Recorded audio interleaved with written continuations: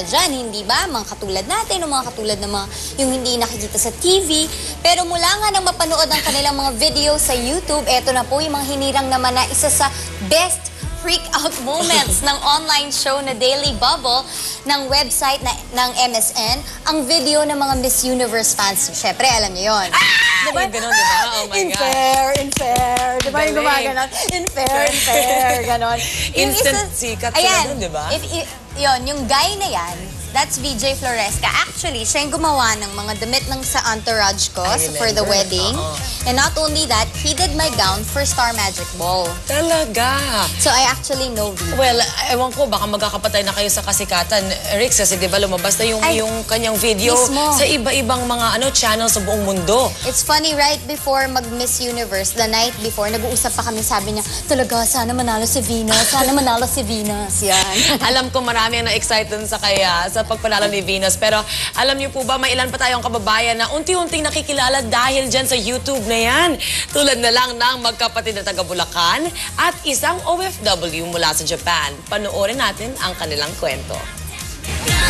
Paghahakot ng mga kakanin ang trabaho ng magkapatid na Julius at Joshua Mapalad.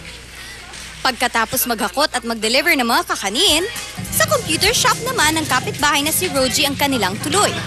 Nawala ng internet connection at wala silang malarong online games. Kaya nakatuwaan nilang gumawa ng isang music video habang sinasabayan ng isang kanta. In-upload naman ito ni Rogie sa YouTube. Inipon ko po yung video nila, gumawa po ako ng fanpage. Ayun po, marami pong natutupang mga OFWs. Makalipas ang ilang buwan, umabot na sa mahigit 40,000 ang nakapanood ng kanilang music video. Kilala na rin sila sa tawag na The One and Only. I could be chasing, but my time would be wasted. They got nothing on you, baby.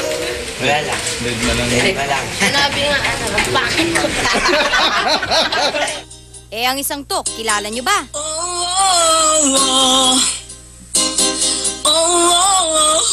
Siya si Myrick Hilario, isang Pinoy na nakabase at nagtatrabaho bilang isang welder sa Japan. Pang-alis naman ng pagod sa trabaho ang kanyang dahilan, kaya niya naisipang mag-upload ng kanyang video. At ngayon nga, isa na rin siya sa mga YouTube sensations ngayon na unti-unti nang nakikilala dahil sa kanyang nakatutuwang singing style. Hindi naman daw niya ito ginagawa para magpapansin, kundi para makorek ang mga mali-mali niyang diksyon kapag siya'y kumakanta. Maraming salamat po sa mga pumupuri sa akin at nabibigyan niyo ako ng encouragement na magpatuloy na maging strong sa aking buhay sa pagpatuloy ko ng pag-upload sa mga kanta ko. O, di ba? Kayo lang eh. Kanya-kanya lang kasing trip yan.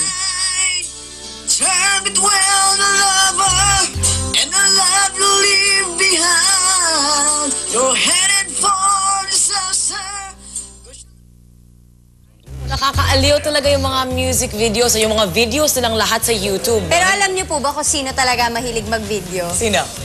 Ito. Ay, ano ba? Hindi, Ito, hindi meron na po pinapost yung sa ugali. YouTube yan. Nasa harap yan ng ng computer niya, tapos may camera, tapos kakanta-kanta siya na kung ano yung music niya dyan, tapos i-lip sync niya po. So mamaya po tingnan po natin kung mahuhuli ko si Ginger. Oo nga. Hindi na kailangan ng YouTube, kailangan mo lang ng isang camera at lip sync. Kasi alam niyo po, well, wala naman tayong talent sa singing, kaya hanggang doon na lang tayo. Pero alam mo, marami rin ang nagsasabi, nag-criticize na KSP ang mga Pinoy kasi lang mahilig tayo sa mga video, mahilig natin panoorin. It's cultural. Ganun talaga tayo. Tama, but it's a way of expressing yourself. At hello, kung feel good naman sila, Myrick, pagkatapos sila gawin to, abay di mas effective pa sila sa kanilang trabaho. Tama, tulad ng basta tayo. Yan po si Ginger. Ganyan po siya araw-araw ng buhay niya. Siya po talaga ang tunay na YouTube sensation. Oh my gosh. Anyway, sana po ay napaligayan namin ng konti inyong umaga by watching those videos. At syempre, magbabalik pa rin po ang Umagang Kay Ganda!